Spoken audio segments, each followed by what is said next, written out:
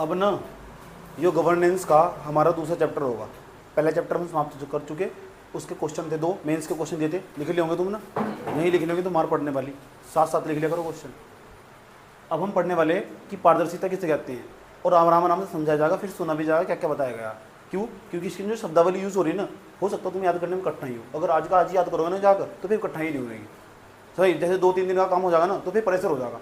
आज का आज ही उस टॉपिक का सारा क्वेश्चन देख लो, यू देख लो जो टॉपिक पढ़ाया जा रहा है ना उसका मेंस के अंदर क्या क्वेश्चन आया हुआ।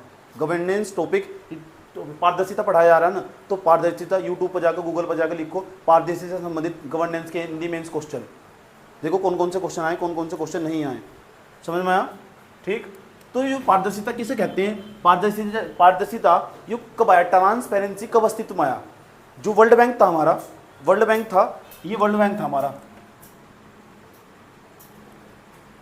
वर्ल्ड बैंक ऐसे लिखे जाएगा, ऐसे लिखे जाएगा वर्ल्ड बैंक। हमारा आएगा वर्ल्ड, सही है, बैंक सही है, वर्ल्ड बैंक। तो जो हमारा वर्ल्ड बैंक था, इस वर्ल्ड बैंक के द्वारा जो भी, ये वर्ल्ड बैंक हमारा, इस वर्ल्ड बैंक के द्वारा जितने भी हमारे विकासशील देश थे,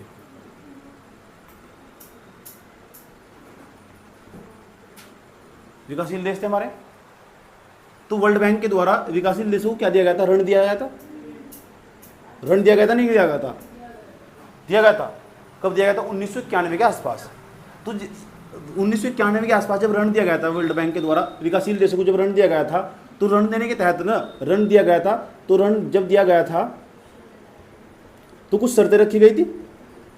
शर्तें, उन शर्तों के अंतर्गत ये कहा गया था कि जो तुम्हारे यहाँ ना, कहा गया था कि इसके लिए ना, मैंने कहा इसके लिए जो शर्तें रखी गई थी, उन शर्तों के अंतर्गत भी ये कहा गया था कि शासन प्रणाली के अंदर ना, अंतर्गत ट्रांसपेरेंसी होनी चाहिए। कहाँ तुम कितना धन खर्च करते हो, किस क्षेत्र में खर्च करते हो, उसके अंदर पारदर्शिता होनी चाहिए। बताना चाहिए तुम जिस धन की, जिस पैसे को तुम मुझसे लेके जाते हो, वे वर्ल्ड बैंक को जिस पैसे को तुम मुझसे लेके जाते हो, जवाबदेहिता होनी चाहिए, पारदर्शिता होनी चाहिए, तब पारदर्शिता अस्तित्व में आया था। आज पारदर्शिता, ट्रांसपेरेंसी आज पूरी दुनिया के अंदर चर्चाओं में, क्योंकि पारदर्शिता का दूसरा मतलब सूचना का अधिकार। अगर सूचना का अधिकार नहीं होगा ना, जानकारी, सूचना ही नहीं होगी, तुम जानकारी नहीं होगी, तुम अधूरे रह जाओगे। एक इंसान सूचना के अधिकार के बिना अधूरा। हमारे यहाँ ना वर्ष 1923 में ना शासकीय गोपनीयता अधिनियम 1923 चलता था। 12 अक्टूबर 2005 से पहले शासकीय गोपनीयता अधिनियम 1923, दोबारा बता रहा हूँ, शासकीय गोपनीयता अधिनियम 1923 के तहत धारा 5 और 6 में आजकल वो पढ़ रहा हूँ, लोक प्रशासन, इसलिए बता रहा हूँ।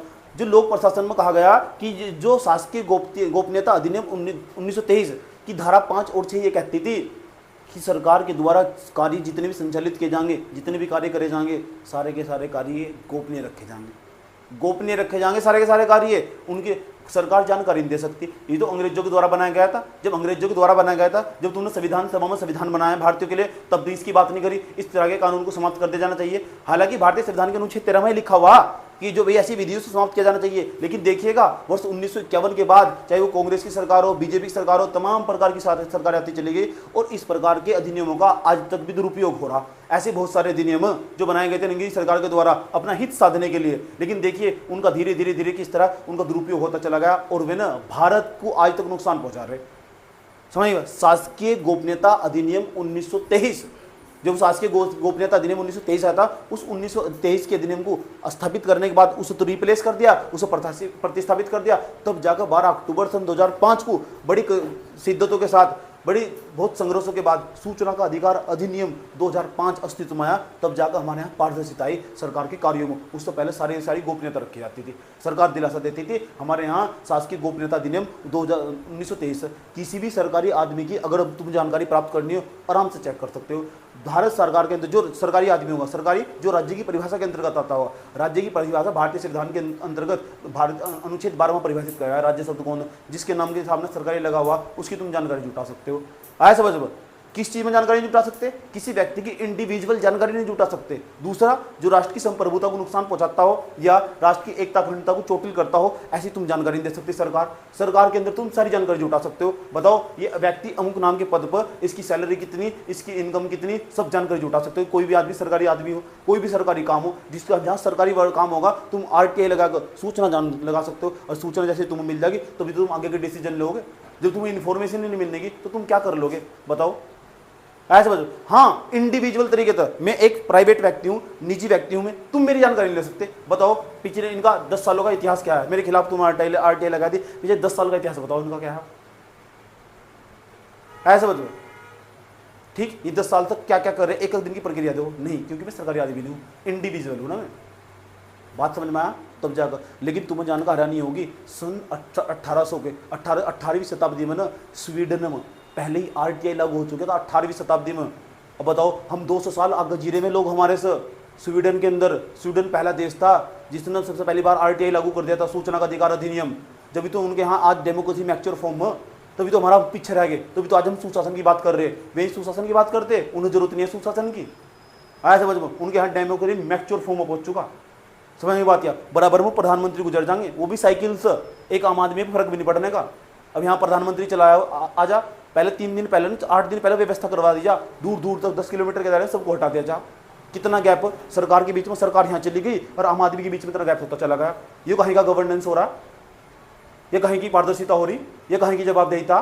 और चल जाओ स्वीडन में, पता लग जाएगा। देखो सामने वाला बच्चा ना प्रधानमंत्री हो, केंद्रीय मंत्री हो ना, उनके बराबर में तो गुजर जाएंगी गाड़ी। आया समझ? किसी को कोई फर्क नहीं पड़ता। मैंने कहा यहाँ देखो, एक किसी को मंत्री को बुलाओ, तुम्हारा जनता से कनेक्ट नहीं है ना, जनता के बीच में दूरिया। आया समझ? भूल जाते हैं कि सत्ता के द्वारा बनाया गया, फिर दुरुपयोग करते हैं उसका, फिर भ्रष्टाचार जब लेता होगा। ऐसा ही तो चलता है हमारे यहाँ, पता है? तो 12 अक्टूबर 2005 से पहले ना हमारे यहाँ पारदर्शिता नहीं है थी। जब सूचना का अधिकार अधिनियम 2005 अस्तित्व में आया, तब हमारे यहाँ सारे कार्यों में पारदर्शिता हुई।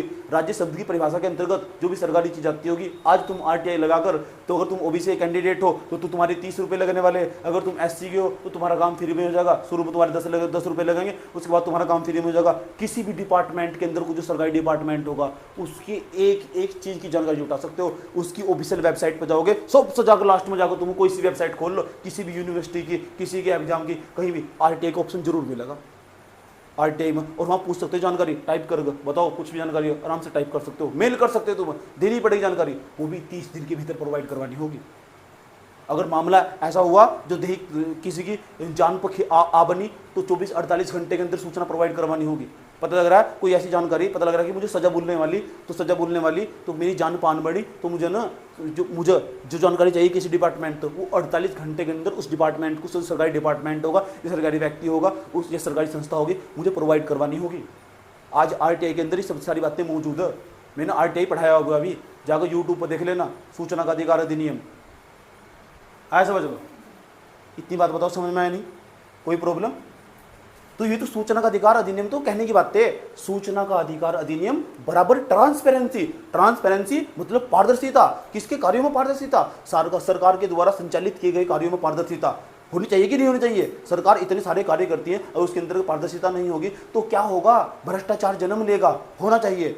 ये सबसे पहला अस्तित्व में कब आया? जब वर्ल्ड बैंक के द्वारा ना विकासशील देशों को ऋण दिया जाता था, तो ऋण देने के तहत कुछ कंडीशन रखा जाती थी। उन कंडीशनों के तहत कहा गया था कि हम इस सरकार के द्वारा, ये सरकार ना, सुनो भारत वालों, हमें वर्ल्ड बैंक को तुम लोन देता हूँ तुम्हारे इंफ्रास्ट्रक्चर के लिए, अवसंरचना में खर्च करने के लिए। तुम क्या करते हो? अपने घाटे को पूरा करने के लिए इसका बजट का, इस पैसे का इस्तेमाल करते हो? नहीं, मेरा काम है तुम्हारे देश के अंदर तुम्हारे देश का विकास करना, अवसंरचना में खर्च करना। तुम पैसा अवसंरचना में खर्च नहीं कर रहे, तुम अपने घाटे का यूज कर रहे। आया समझ में? तुम अपने घाटे का इस्तेमाल कर रहे हो और तुम अलग अलग प्रकार, जिस दिशा में पैसा खर्च करने के लिए दिया गया है, इस दिशा में पैसा खर्च करो। तुम इस दिशा में पैसा खर्च करने के लिए दिया गया, तुम इस दिशा में नहीं, इस दिशा में पैसा खर्च कर रहे हो। अब सुनो, अब मेरी बात सुनो, वर्ल्ड बैंक कहता है मेरी बात सुनो, अब मैं जहां कहता हूं वहां पैसा खर्च करना, लेकिन ये कुछ शर्तें, जब शर्तें बताई गई, उन शर्तों के तहत एक शब्द अस्तित्व में आया, पारदर्शिता। उसे ट्रांसपेरेंसी बोलते हैं। उसने कहा जवाबदेहिता। अब जवाब देना होगा, कहाँ पैसा खर्च कर रहे हैं। अब तक तो नहीं जवाब मांगा मैंने तुमसे, मैं वर्ल्ड बैंक हूँ, अब तक नहीं जवाब मांगे, अब जवाब देना होगा। जवाबदेहिता होनी चाहिए, अकाउंटेबिलिटी होनी चाहिए। उसने कहा ट्रांसपेरेंसी होनी चाहिए, दिखाओ वास्तव में तुमने इतना पैसा खर्च करा का। ये इतना पैसा इस अमुक दिशा में जाना चाहिए था, ये इतना पैसा इस अमुक दिशा में जाना चाहिए था, ये इतना पैसा इस अमुक दिशा में जाना चाहिए था। ये सुनो, पता लगा कि पारदर्शिता का अस्तित्व है। मैं चाहता हूँ ना इसे लिख लो, लिखने से ज़्यादा क्यों, क्योंकि मैं कभी बोलता हुआ तो कभी थका रहेगा नहीं। समझ, हो सकता तुम लिख लो और जो जितना मैं लिखा हूँ उसे ही याद कर लो। चलो, विश्व बैंक के द्वारा हाड़ी मनाओ पारदर्शिता, चैप्टर नंबर 2 पारदर्शिता। पारदर्शिता में लिखो, विश्व बैंक के द्वारा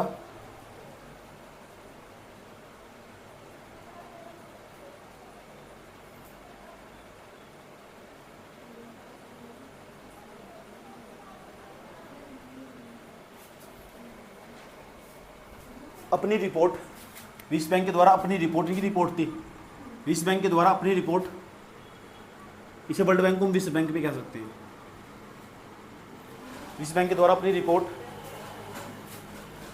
governance and development, governance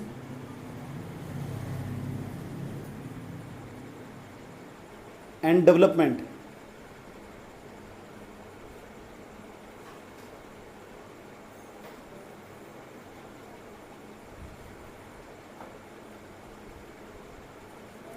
governance and development report का नाम क्या है? Governance and development report.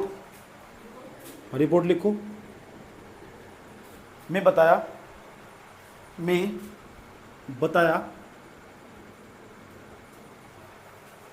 Governance and development report में बताया कि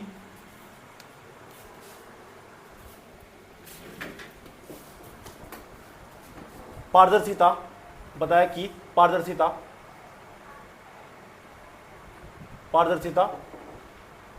कोमा जवाबदेहिता, पारदर्शिता तथा जवाबदेहिता,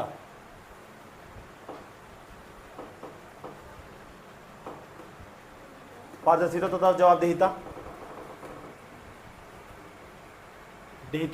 सुशासन, कोमा लगाओ उसके बाद, सुशासन के लिए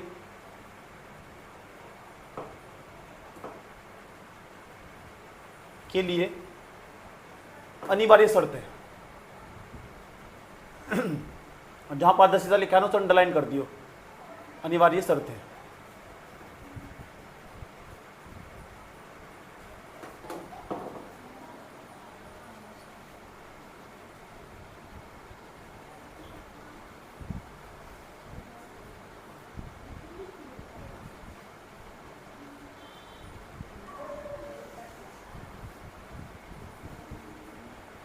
समझ में आया? नई लाइन से लिखो, नई लाइन से एकदम पैराग्राफ चेंज कर दो। लिखो सामान्य शब्दों में पारदर्शिता, सामान्य शब्दों में पारदर्शिता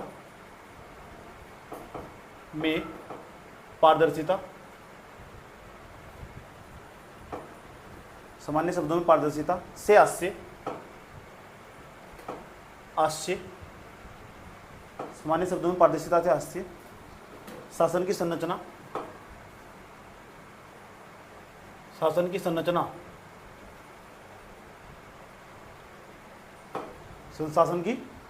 संरचना, प्रक्रिया, कैसी प्रक्रिया होगी शासन की, ये सब की जानकारी होनी चाहिए। शासन कैसा बना हुआ, शासन की संरचना कैसी होगी, प्रक्रिया कैसी होगी, लिख लिया। प्रक्रिया एवं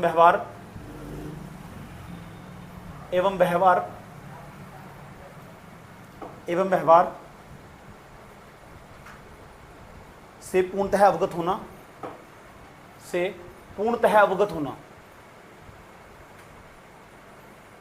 ऐसी भाषा का इस्तेमाल करोगे ना नंबर अच्छा मिलेगा, ठीक है, और समझ में आनी स्टार्ट हो जाएगी और भाषा शैली में विकास हो जाएगा। पूर्णतः अवगत होना, घर जाकर ना अंडरलाइन कर करके पढ़ो, समझ आई बात, याद कर सारा का सारा।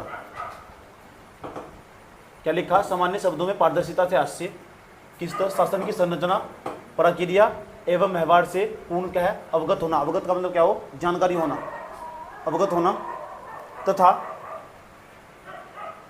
तथा शासन द्वारा संचालित कार्यों को शासन द्वारा संचालित कार्यों की शासन द्वारा संचालित कार्यों की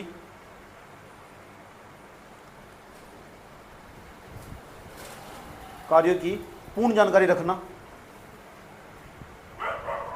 कार्यों की पूर्ण जानकारी रखना।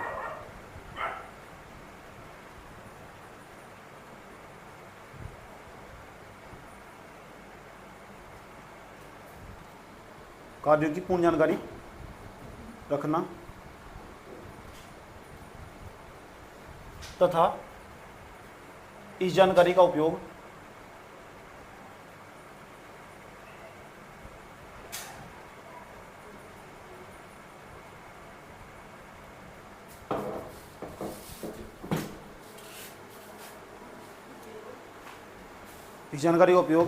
अब सुन लो, ध्यान लगाओ, सुन लो, ध्यान से सुनना अच्छे तरीके से।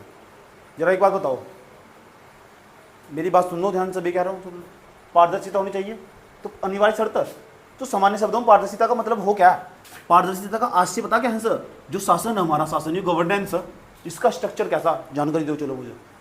अच्छा, प्रक्रिया, क्या प्रक्रिया, कौन सी प्रक्रिया अपना रहे तुम यहाँ? क्या क्या प्रक्रिया? तुम्हारा हक है जानने का, तुम जनता हो, तुम्हारे टैक्स के पैसे था ना, उनका घर चलता होगा, जितने भी अधिकारी सब लोग, जितने लोक सेवक सभी हैं, तुम्हारी जेब से पैसा जाता, एक एक चीज का रुपए तुम पे करते हो।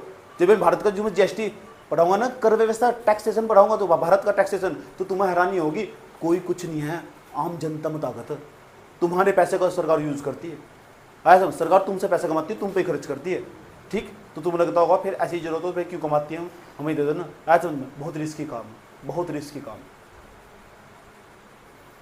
एवं व्यवहार से पूर्णतः अवगत होना, शासन द्वारा संचालित कार्यों की पूर्ण जानकारी रखना, शासन के द्वारा कहाँ कहाँ कौन कौन से कार्य करे जा रहे उनकी पूर्ण जानकारी रखना, शासन की संरचना कैसी, उसकी प्रक्रिया कैसी, शासन का व्यवहार कैसा, आया समझ में, उसकी पूर्णतः अवगत होना तथा शासन द्वारा संचालित, शासन के द्वारा चलाए जाने वाले कार्यों की पूर्ण जानकारी रखना। जानकारी ही नहीं रखना, अगर जानकारी हुई ना, उसके अंदर अगर कमियां पाई गई तो सरकार पर अंकुश लगाना, सरकार की जो स्वेच्छा होगी, सरकार अपनी इच्छा के अनुसार करेगी, उस पर अंकुश लगाने का कार्य ही पारदर्शिता कहलाता है। ये पारदर्शिता, पता लगा तुम्हें जानकारी तो मिल गई, लेकिन तुमने उसका उपाय करा नहीं तुमने उसका, तो फिर वो पारदर्शिता नहीं है।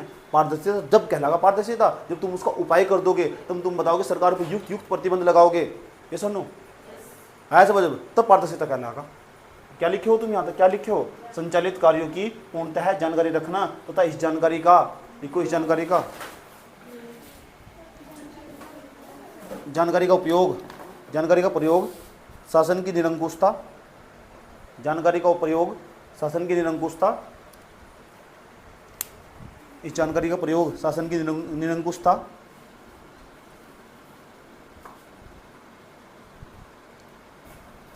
निरंकुशता पर या स्वेच्छा पर, सरकार की, क्या लिखा है, शासन की निरंकुशता पर या स्वेच्छा पर अंकुश लगाना पारदर्शिता कहलाता है। अंकुश लगाना पारदर्शिता कहलाता है। अंकुश मतलब प्रतिबंध लगाना।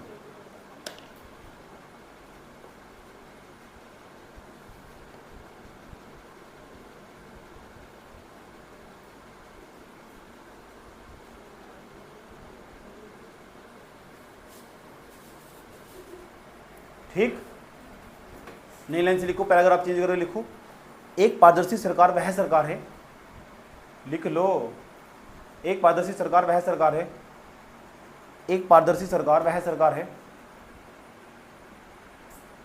जो स्वयं को जन जांच के लिए, जन का जनता की जांच के लिए, जो स्वयं को जन जांच के लिए उपलब्ध करवाती है। एक पारदर्शी सरकार वह सरकार है जो स्वयं को जन जांच के लिए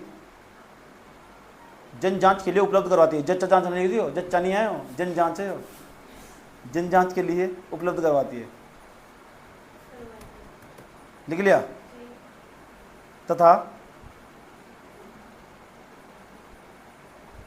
अपने कार्यकरण में खुलेपन को दर्शाती है, उसे बोलते हैं पारदर्शी गवर्नमेंट, पारदर्शी सरकार। तथा अपने कार्यकरण में खुलेपन को दर्शाती है। पारदर्शी सरकार कहलाती है। पारदर्शी सरकार कहलाती है।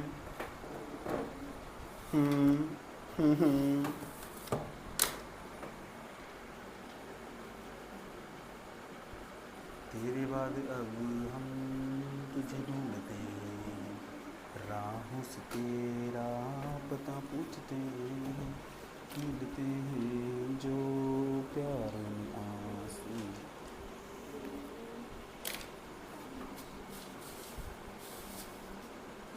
अच्छा, एक संस्था का नाम बताता हूँ तुम, वैश्विक स्तर पे एक संस्था, उसका नाम ट्रांसपेरेंसी इंटरनेशनल संस्था है वैश्विक स्तर पर। इसने ना पारदर्शिता की परिभाषा दी और पारदर्शिता को परिभाषित करने का प्रयास करा इसने कुछ और बताया। पता क्या कहती है? मगर इस सरकार, किसी भी देश की सरकार कहाँ, कब, क्यों, कैसे, कौन से कार्य करती है, यही जानना पारदर्शिता कहलाता है। संस्था का नाम याद होना चाहिए। अगर संस्था का नाम लिख दोगे ना, अच्छे नंबर मिलते हैं। है समझ में? ये प्रदर्शित करता तुम कितने पढ़े लिखे व्यक्ति हो। अगर तुम कहीं खड़े हो तो पारदर्शिता क्या है? पारदर्शिता किसे कहते हैं? अगर तुम बताओगे सर देखो ट्रांसपेरेंसी इंटरनेशनल का कहना कि पारदर्शिता ये होता होगा कि सरकार जहाँ भी सरकार जहाँ, कब, कहाँ, क्यों, कौन से, कैसे कार्य करती है, यही पारदर्शिता, ये पारदर्शिता की परिभाषा है। ये तुम उत्तर में लिखोगे। जो तुम्हारी कॉपी में ना, वही अप्रोच तुम्हारे ना व्यवहार में झलकना चाहिए। कहाँ झलकना चाहिए? व्यवहार में। फिर देखो नंबर कमाल हो जाएंगे नंबर। चलो लिख लो, नीचे लिखो नोट, NOT नोट, आया नोट। ट्रांसपेरेंसी इंटरनेशनल, स्पेलिंग मैं नहीं बताऊंगा। ट्रांसपेरेंसी TRANS मैं तुम्हें बताता। ट्रांसपेरेंसी PARANCY पेरेंसी इंटरनेशनल, ट्रांसपेरेंसी इंटरनेशनल ने पारदर्शिता को परिभाषित किया है। ट्रांसपेरेंसी इंटरनेशनल ने पारदर्शिता को परिभाषित किया है।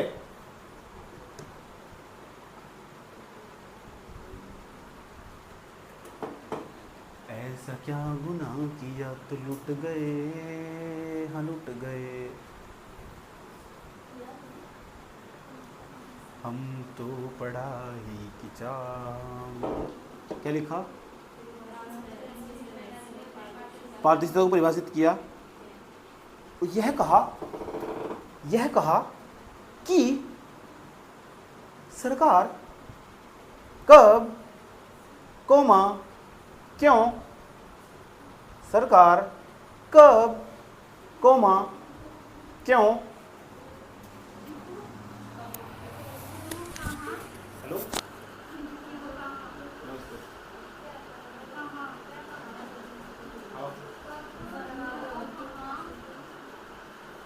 तेरा उसको क्या हुआ? कोई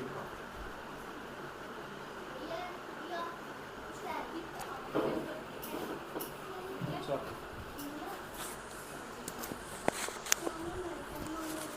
इनकी 10वीं तो अब तो 10वीं तो बाहर निकली, अब तो बहुत ही खराब लग रही है।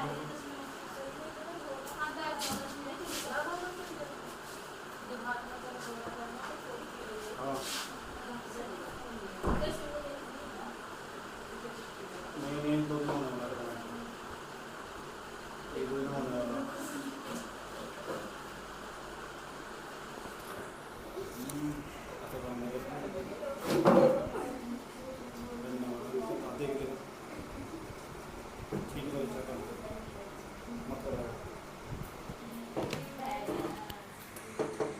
क्या लिखो? सरकार कब, क्यों, कैसे तथा क्या कार्य करती है। कैसे तथा क्या कार्य करती है? आराम से समझ में नहीं आ रही तुमको बातें? कार्य करती है, इसकी जानकारी प्रदान करना, इसकी जानकारी प्रदान करना,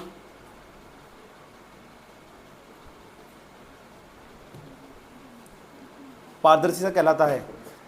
इसकी जानकारी प्रदान करना पारदर्शिता कहलाता है।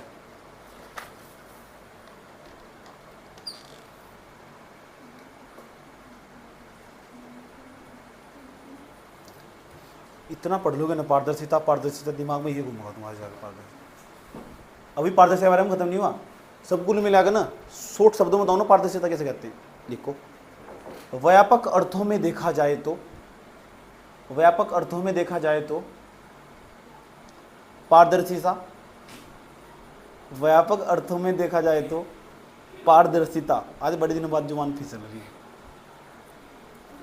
पारदर्शिता लिख लिया,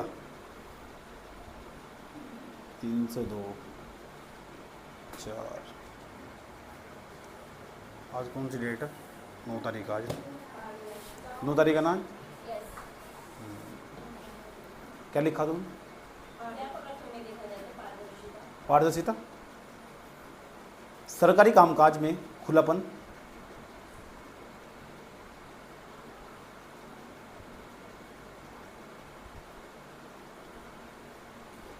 सरकारी कामकाज में खुलापन, सरकारी कामकाज में खुलापन लिख लिया, एवं जनता के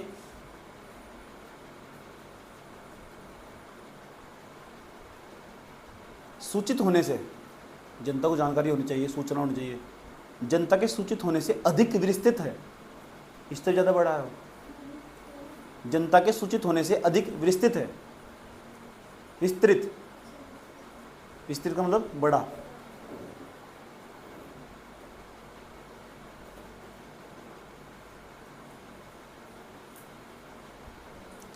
विस्तृत है, अर्थात मान नहीं रहा है, अर्थात पारदर्शिता के अंतर्गत, अर्थात पारदर्शिता के अंतर्गत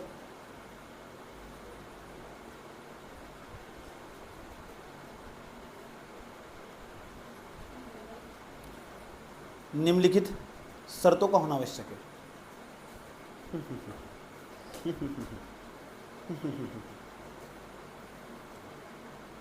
निम्नलिखित शर्तों का होना आवश्यक है। नंबर फर्स्ट, सूचनाओं में पर्याप्तता होना चाहिए, सूचना में पर्याप्तता होना, पूरी सूचना होनी चाहिए, किसी भी चीज़ की सूचना होनी पूरी होनी चाहिए, पर्याप्तता। दूसरा, सूचनाओं की समयबद्धता, पता लग रहा है कि 30 दिन का टाइम दिया था, 32वें दिन सूचना लेकर आ रहे तुम, तो सूचनाओं में, सूचनाओं की समयबद्धता, सूचनाओं की समयबद्धता लिख लिया। दूसरा पॉइंट क्या लिखे हो? सूचनाओं की समयबद्धता लिख लिया। तीसरे नंबर का पॉइंट लिखो, सूचनाओं की सार्वभौमिकता,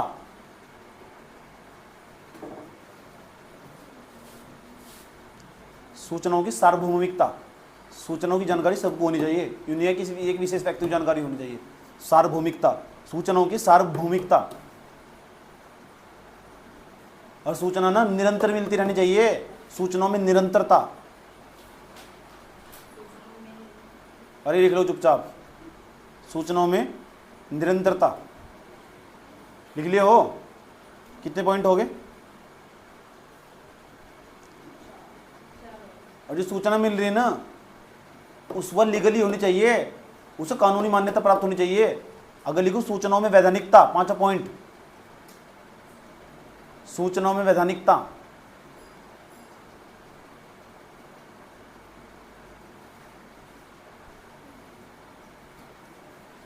सूचना ना ऐसी होनी चाहिए कि पूरे देश में सबको वही जानकारी होनी चाहिए। 2 में 2 जोड़ कर 4 ही आना चाहिए, 2 में 2 जोड़ कर यूं नहीं है, यहाँ तो 2 में 2 जोड़ कर 4 आ रहा, उनके यहाँ आकर 2 में 2 जोड़ कर 6 बता रहे हैं।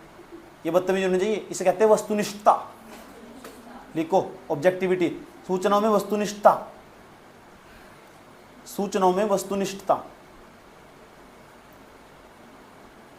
तुम भी सोचोगे क्या सिलेबस था, सोचोगे क्या जिंदगी थी।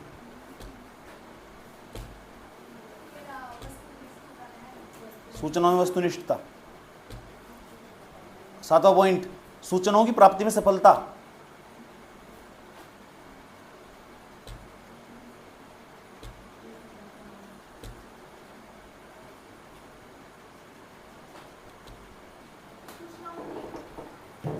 सूचनाओं की प्राप्ति में सफलता,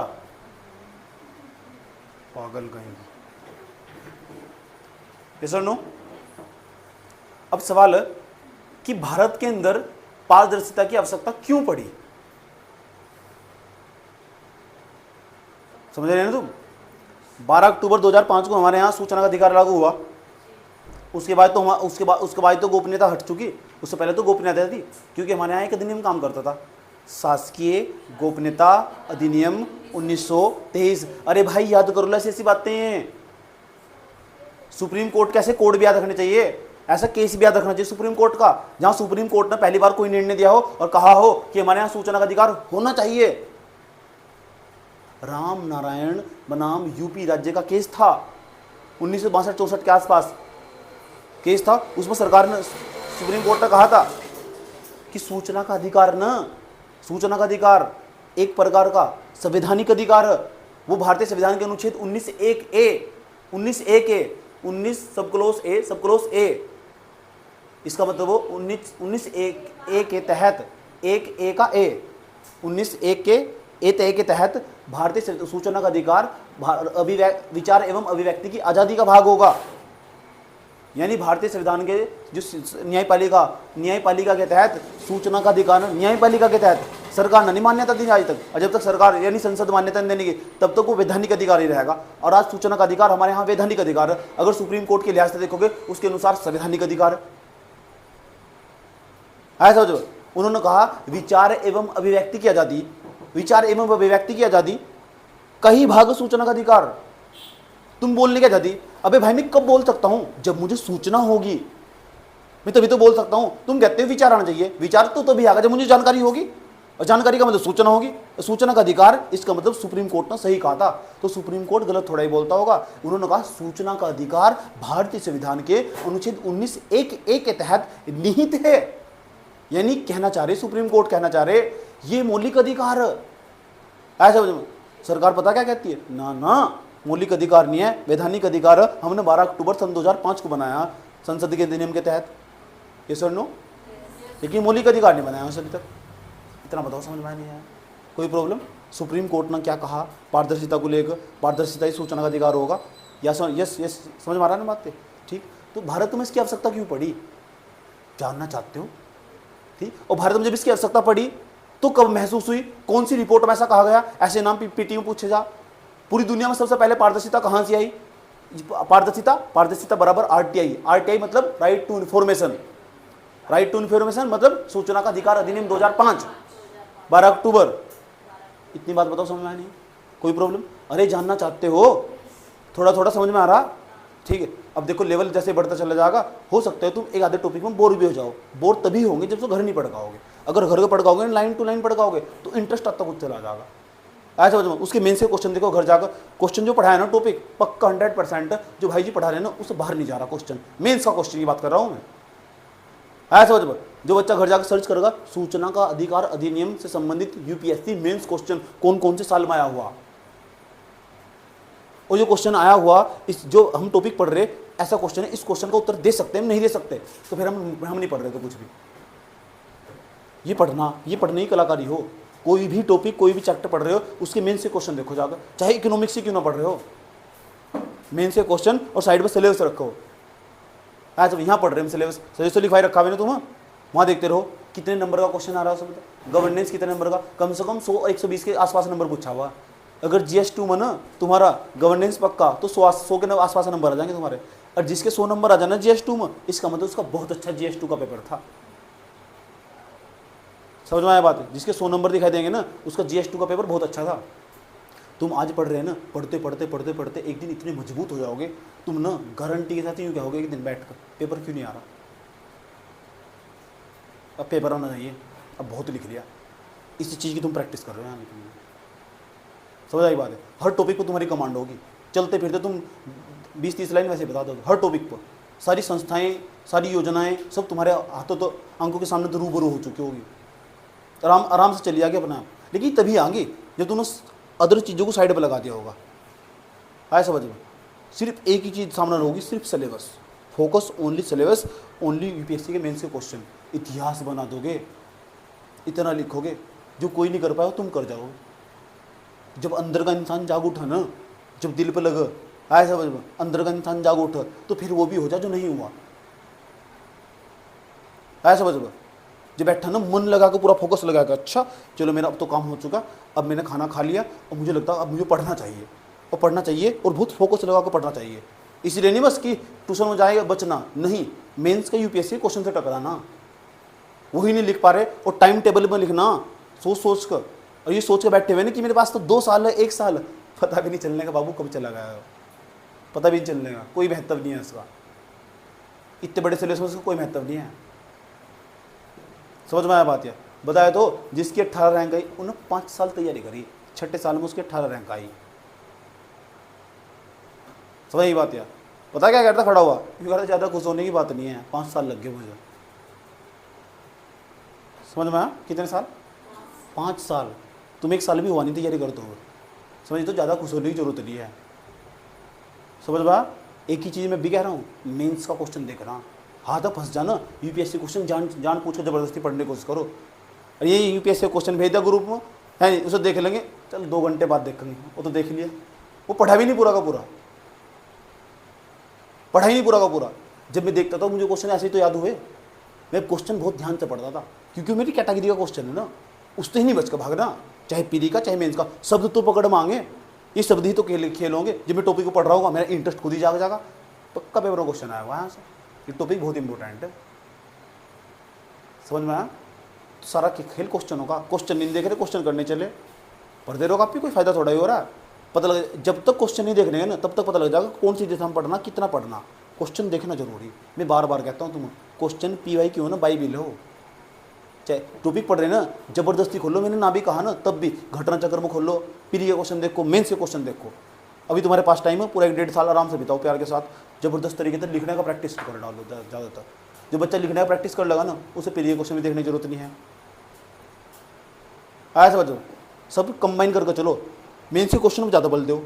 1-1.5-2 साल है ना, तैयारी नहीं हो रही ना, 1 साल रुक जाओ, अगले साल फिर एग्जाम दो, क्योंकि यूपीएससी वाले पास इतना सिलेबस है ना, उसे दूसरा तो मतलब ही नहीं है, आराम से निकाल लगाओ, इतना पक्का कर लगा कि जब किसी भी टेस्ट सीरीज में जाकर बैठेगा ना, इतने पक्के हो जाओ, मैं तुम्हें यहाँ तक उठाकर ना दिल्ली के अंदर किसी टेस्ट सीरीज में उठाकर बैठा दूँ, तुम वहाँ सबकी हवा से रखा दो कि किसने पढ़ाया, कहाँ तक है, कौन है। आया समझ में? इतने पक्के हो चले जाओ यहाँ तक, ठीक। तुम आसान ना समझो, तो तुम अपने आप को हल्के में मत लेना, तुम्हें दूसरे ज़्यादा नॉलेज हो चुकी, तुम्हारा लेवल अब किसी के साथ नहीं मैच होने वाला, किसी की भी साथ। समझ नहीं बात? और तो और मुझे यहाँ तक जानकारी है, अगर तुम्हारे घर वालों तुम्हारी शादी भी हो जाए तो तुम्हारा तलाक होना तय है। ऐसा समझो, तुम्हारा तलाक होना तय है, ज़्यादा दिन नहीं रुकने वाले तुम इसके साथ। ऐसा समझो, चाहे कुछ भी हो जाओ, अब तुम इस एग्जाम को क्या तो करके छोड़ दोगे, क्या तो तुम इसमें आबाद ही होगे या बर्बाद होगे। इतना तो मैंने कीटाणु घुस दिया तुम्हारे भीतर, इतना तो मुझे विश्वास है। ऐसा समझो, क्यों? क्योंकि तुम्हें समझवाना स्टार्ट हो चुका है। अब मैं कहने लगूँ ना, तुम SSC की तैयारी करो, नाम सुनो तो ही तुम्हें नफरत होगी। उत्तराखंड की तैयारी करो, तू पसंद आ रहा, तुम्हें तो शब्दावली भी अच्छी नहीं लग रही।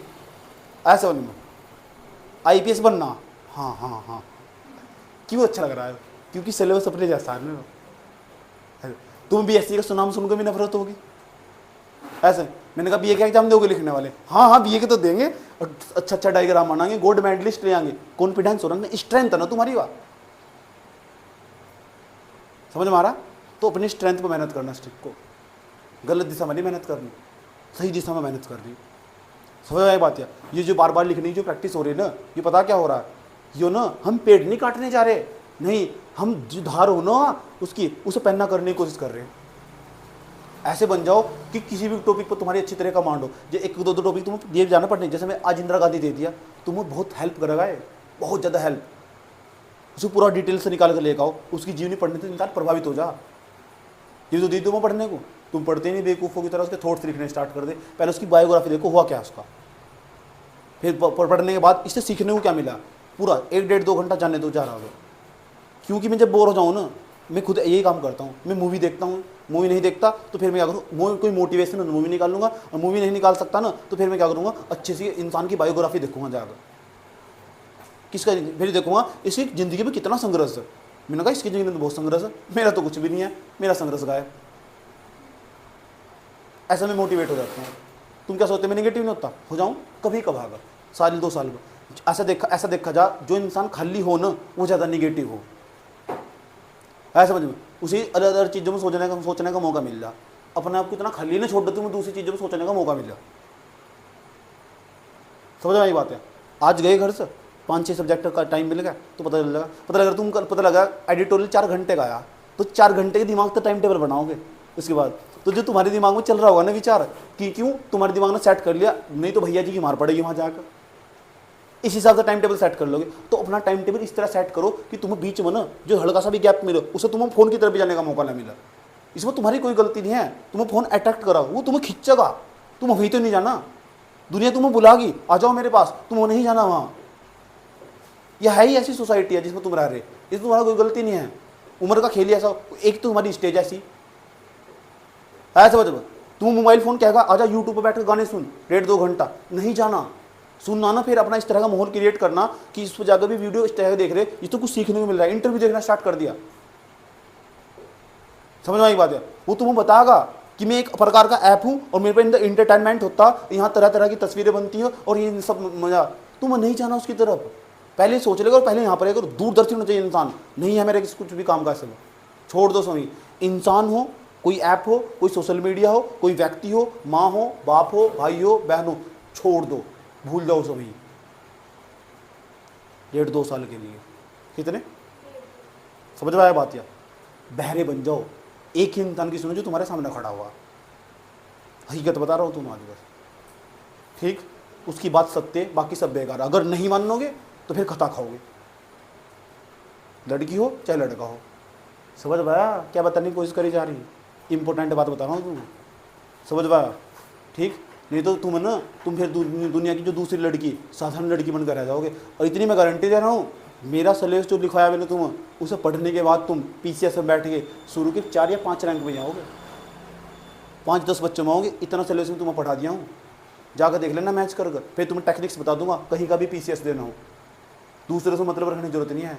आसपास लोकल में तो एक तो रचना बंद कर दो बिल्कुल भी। ऐसे लोगों तो ना रिश्ता ना था, अपने आप ही कट ऑफ हो जाओ। घर में भी कोई कैंडिडेट है ना तुम्हें निगेटिव करता हो या तुम्हारा दोस्त, सब मैं पता क्या करता हूँ, मैं बहुत बेकार हूँ, मैं ना ऊपर से नीचे की लिस्ट में आकर नंबर ब्लॉक करता हूँ। जो मुझे ज़्यादा फालतू मैसेज करता हो, पाया जा कोई लड़की हो लड़का हो, मैं दूर तक ही हाँ बोलूँ इसका लेवल क्या होगा और तुम्हें कितना बेनिफिट होगा, कॉस्ट बेनिफिट एनालिसिस कर लूँ मैं। अगर बेनिफिट होगा तो मेरे काम का तो मेरे फ़ोन की गैलरी में भी रहेगा, तो नहीं तो मैं दूर दूर से साइड तक हटा लूँ। सर मुझे पता है मेरे काम का नहीं है, इन फ्यूचर भी कोई काम का नहीं है, फ़ायदा दे भी दिया तो शॉर्ट टर्म्स देगा, तो उससे साइड हटा दो पहले ही। और आज का बंदा ऐसा ही होना चाहिए, ये सीखना तुम्हें। समझ में आया बात है? किसी की बात दिल पर लेकर नहीं बैठना, लंबे समय तक कोई बात नहीं सोचनी, क्योंकि सिलेबस के बारे में सोचना भाई, GS first second third fourth, अकेला बंदा तुम्हें कहाँ तक पूरा करवाएगा, तो तुम्हें तो उसका हेल्प करना पड़ेगा। देखो जी मैं क्वेश्चन कर लाई हूँ, देखो जी मैंने मेंस का क्वेश्चन देखा था, देखो जी आप जो पढ़ा रहे हो ना टॉपिक पढ़ा रहे हो, मैं मेंस का क्वेश्चन देखा था, ये इस तरह क्वेश्चन मैं इसे लिख सकती हूँ, यहाँ मेहनत करनी। तो तुम्हारे जैसे पता नहीं कितने चले गए, उसे क्वेश्चनों के साथ खेलना जी। परीक्षण करने का मतलब क्या हो जी समीक्षा का मतलब क्या हो जी, मूल्यांकन का मतलब क्या हो, एक क्वेश्चन में लिखा होता है विवेचना क्या हो जी, मैं ऑप्शनल कौन सा रखूँ जी, और वो कैसे तैयार करूँ, ऐसा कुछ मुझे पहले ही बता दो। मेरा एग्जाम बहुत नज़दीक है, मेरे पास तो बहुत ही कम टाइम हो, यहाँ करनी मेहनत, कहाँ घुसे हुए, बुद्धि खराब हो चुकी। हार्ड नहीं है कुछ भी, यहाँ से मानना, यहाँ से आसान है सब। समझ में आया बात है? बहरे गूंगे शांत स्वभाव के व्यक्ति बन जाओ। समझ में आया बात है? जितना ज़्यादा उड़ने की कोशिश करोगे इतना ज़्यादा नीचे गिर जाओगे इस एग्ज़ाम को पढ़ने के बाद। पहले ही समझाया था मैंने तुम्हें, ठीक। तो बहुत कठिन काम है, निगेटिव भी होंगे तुम, ऐसी बात नहीं है। जो किसी एस्पिरेंट से पूछना जो तैयार हो चुका आ चुका ना, मैं बहुत सारे टॉपर को सुनता हूँ, एक टॉपर को पूछा, कह रहा मैं 5 साल तैयारी करी, 5 साल में 500 बार निगेटिव हुआ, लेकिन हिम्मत नहीं आ रही। एक बार को तुम्हें ऐसा लगेगा ये तुम्हारे लायक नहीं है, ठीक, ये तो बहुत बड़ा एग्जाम है, ठीक, लेकिन मैंने कहा ना तुम्हें, मैं खड़ा हुआ, मैं क्यों नहीं भाग रहा छोड़। विश्वास अपनी क्षमता, अपनी भुजाओं पर, घर वालों पर नहीं है, पड़ोसियों पर नहीं है, तो तुम पे है। मैं क्यों नहीं भाग रहा छोड़कर, मेरे पास तो टाइम भी नहीं है, फिर भी निकाल। मैं तुम पर क्यों विश्वास कर रहा है, क्यों? क्योंकि तुम्हारे अंदर वो ताकत है, तुम्हारे पास टाइम है पूरा, तुम उसका सही इस्तेमाल कर दो ना तो बहुत आगे पहुंच जाओगे। तुम अपने आप को पहचान ही नहीं पा रहे बिल्कुल भी, बस मस्ती में लगे हुए इधर उधर इधर। ये झूलना बंद करो, ऐसा और थोड़ा स्ट्रिक हो जाओ, सही बात है। और थोड़ा सिंसियर समझदार पढ़ो, थोड़ा पढ़ो, बैठ कर तमीज़ तो हो समूह, जो काम दिया तमीज़ से पूरा करो। जो काम दे रहा है, पता लग रहा है बायोग्राफी पढ़ने होती, बायोग्राफी नहीं पढ़ रहे। अबे जो मैं तुम्हें सिलेबस पढ़ा रहा हूँ ना, वहाँ दिल्ली की यूनिवर्सिटी में पढ़ा जहाँ सिलेबस इस तरह ऐसा स्ट्रक्चर हो। वहाँ की लड़कियाँ ना एक दिन में एक बायोग्राफी डेली पढ़ो, जब तो डिमोटिवेट नहीं होती वो। पूछो जब इंटरव्यू देने जा, पूछो कहाँ से आई, DU से पढ़ गई, कहाँ से आई, इलाहाबाद यूनिवर्सिटी पढ़ गई, कहाँ से आई, जामिया यूनिवर्सिटी। क्यों नहीं आई, क्यों आगे क्यों नहीं आगी, क्यों नहीं आगी? वो बैठ कर डिमोटिवेट हो जाएगी क्यों? वह महान इंसानों को पढ़ गा रही पहले ही। वह उसे किसी बॉयफ्रेंड की जरूरत नहीं पढ़ने की, किसी दूसरे सारे ढूंढने की जरूरत नहीं है उसे। Other social media social platform में जाकर सारी जरूरत नहीं है उसे। अंदर तो इतनी मजबूत है ना, जो इंसान अंदर तक कमजोर होगा ना, वो सहारे ढूंढेगा कि मैं दुनिया में बहुत अकेला हूँ, अकेली हूँ, अकेलापन महसूस हो रहा, ये हो रहा, वो हो रहा।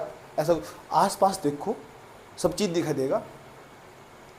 मन भर जाना तो चुपचाप बैठ कर सिलेबस देखना स्टार्ट कर दो, सारा अकेलापन दूर हो जाएगा।